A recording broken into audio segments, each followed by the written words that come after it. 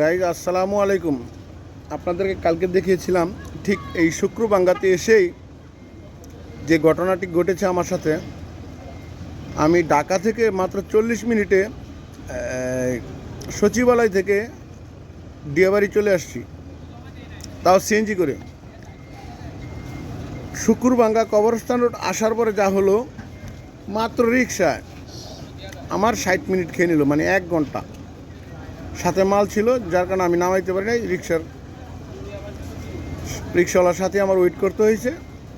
আজকে ঠিক সেই জামটি আমরা উপলক্ষ করতে পারছি কবরস্থান রোডে শুক্রবাঙ্গা মোড়ে। নুমান, এই হচ্ছে নয়ানগর মাদ্রাসা মাঠ থেকে যাওয়ার পথে কবরস্থান রোডের অবস্থা। বন্ধুরা, আপনারা দেখতে পাচ্ছেন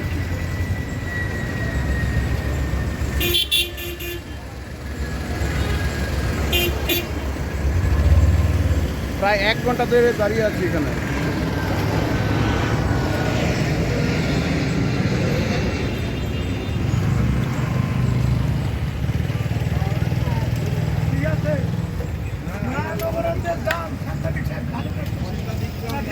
একটা ভয়াবহ অবস্থা, আমরা কিন্তু দাঁড়িয়ে আছি এখানে।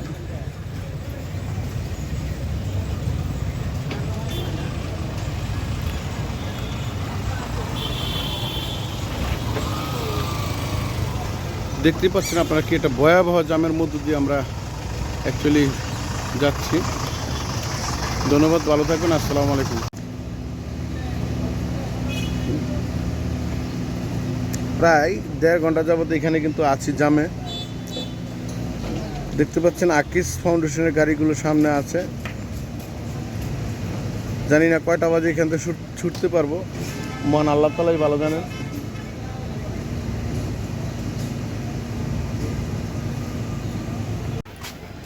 শুক্রবাঙ্গার দিক থেকেও ঠিক সেম একটা অবস্থা। আমরা আছি সিদ্দিক চেয়ারম্যানের বাড়ির সামনে।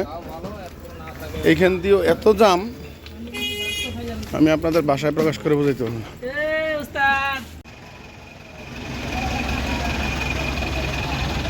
জানি না কখন জাম শেষ হবে।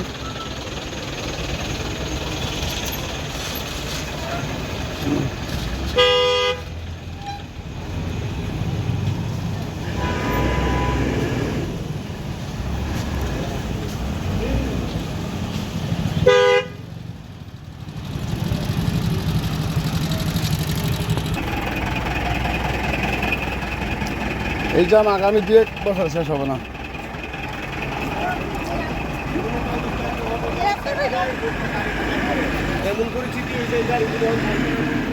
গেছিলেন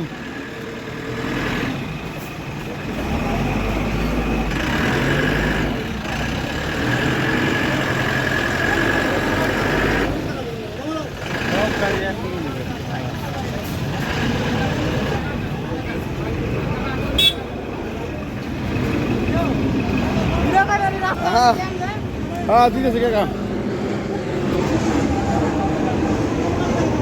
ভয়াবহ একটা পরিস্থিতি সৃষ্টি হয়েছিল।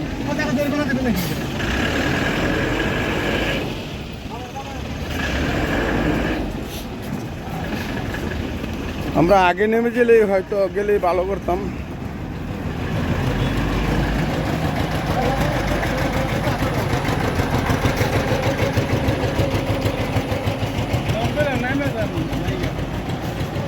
এইটাই কইরো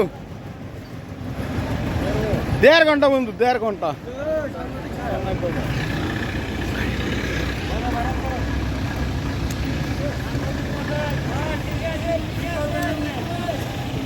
কয় ঘন্টা মামু, কয় ঘন্টা ধরে দাঁড়াইছ? 2 ঘন্টা ধরে দাঁড়িয়ে আছে শুক্রবাঙ্গার মোড়ে। এই অটোরিক্সা মালিকের যত লোক আছে শুরু করে একদম অটোরিক্সা চালকরা সহকারে। জানি না কখন যাওয়া যাবে।